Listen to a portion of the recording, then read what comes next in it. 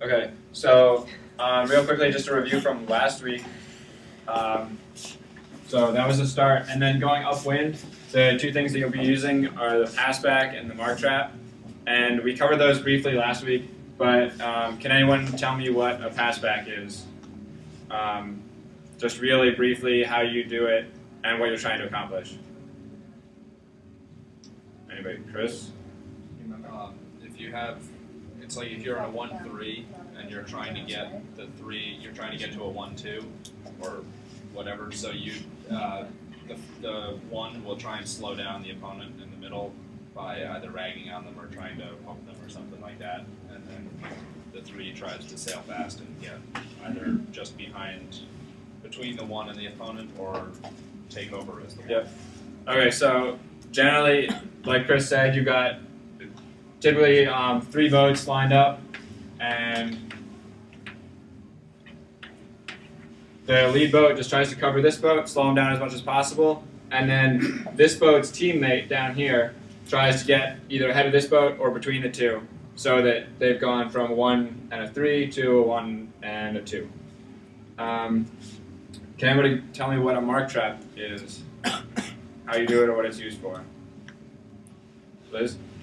So if you're kind of similar situation, if you're in a 1 and a 3, and you're rounding the mark, the 1 would kind of, if they were coming up, they kind of like, essentially like block out the like boat behind them, so they were like forced more outward, and then kind of like hold their position, and then the 3 comes around, and now you're in a 1-2.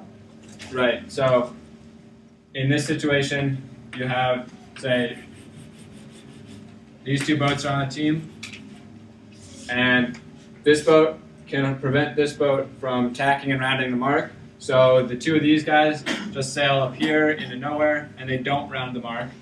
And the teammate can slip in behind them and go right around. And that way, this person moves up into the 1, and then this person takes the 2. So now they're in a 1-2 instead of a 1-3. Does anybody have questions on those? Because I'm just kind of reviewing. I'm not going into a lot of detail. I just had one question. If you're the 3 in a passback, should you, like, what's the best way to get by, like, boat speed wise? Should you foot off a little bit and try and like foot off and then clear and tack, or it really depends where you are and what you're trying to do. But I'm not quite sure what situation you're in. If you're the 3 in a passback and trying to get up in front, You're just sailing as fast as you can, and you're trying to get ahead of them. okay. So, I mean, You're not letting the 2 boat do what the 1 boat's Not doing. letting them sit on you. yeah, you don't want the 2 to bail out from their cover and try and cover you. So, you understand that? Yeah. Like, are there any, like, I guess, tricks or whatever to get them to stick to the 1, or just have to watch for them? If these 2 are on a team, so what Chris is asking is, if this guy on your team is covering this boat, and you're in the number 3 down here, what are you trying to do, and how can you get to where you need to be? So if your boat up here is doing a good job, then they've got this boat pinned so they can't tack out of here. There's enough gap here that this boat can't bail out this way, and if they foot off this way, then this boat just follows and sticks with them. So as the 3, you should tag. So in this situation, if you're in the 3 and you sail up here, then most likely this person will try and sit on you just like your teammate is doing to them. So you wouldn't want to go in here. Instead, you'd probably want to tack and go up this way, because your teammate has the opponent pinned. So they'll keep them going this way, and you can just sail fast up that way.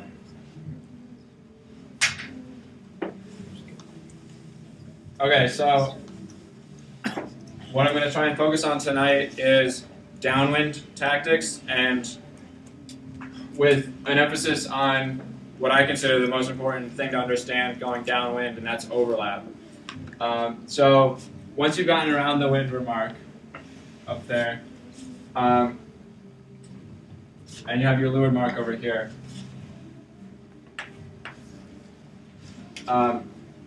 because you have rights as starboard, and starboard kind of trumps everything else, you want to stick more to this side of the course over here as you go down. So you're round to come out here, because once you come down this way and you come back towards the mark, you'll be on starboard tack.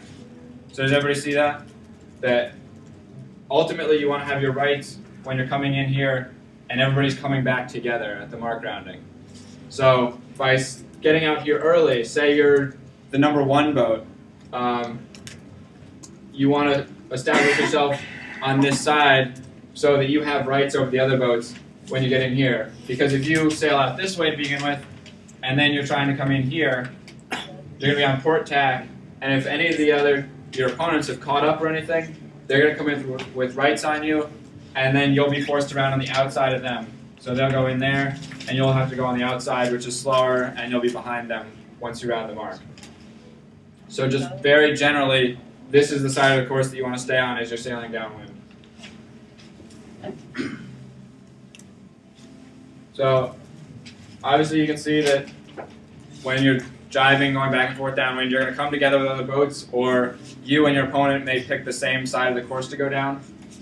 So that's where overlap comes into play. And I think we briefly discussed it in the rules talk, but can anybody tell me what overlap is? Or how we define it in sailing? Overlap. So when your bow is in front of the, or is more forward than your stern. Right. So as Liz said, overlap for us is defined from a line off your transom, and if another boat's bow breaks that line, this boat is overlapped with this boat. So this boat has an overlap on you. And there are 2 ways to establish overlap when you're sailing downwind. Well, let me back up. First of all, if you're on opposite tacks or jibes, the overlap doesn't apply. So if the boats are like this, or I'll make it a little clearer here. So in that situation, overlap doesn't apply. This is a port starboard situation where this boat's on starboard and this boat's on port. When you get into situations like this where you're dealing with overlap, you're going to be fairly close to each other, and it'll seem like a windward-leeward situation. So the 2 ways that you can establish overlap when you're going downwind, one is instantaneous, and one is coming from behind. So coming from behind would be an example of these 2 boats are sailing along, and the second boat starts somewhere up here. And they're sailing along. They're sailing a little faster because they're covering you, and they're coming straight downwind. Maybe they're surfing waves and pumping and everything. They're going really fast, and so they surf down right into here, and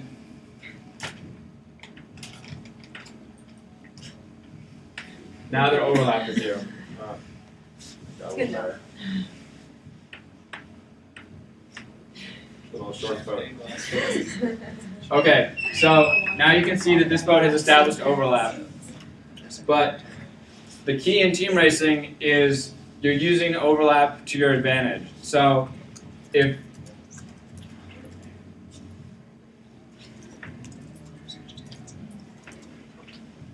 So you might say that this guy is lured, and does anybody know what you can do as a lured boat to the windward boat?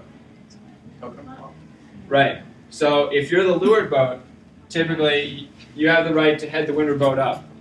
Now, in this situation where they've just surfed down and they've come from behind, they can't head them up very much.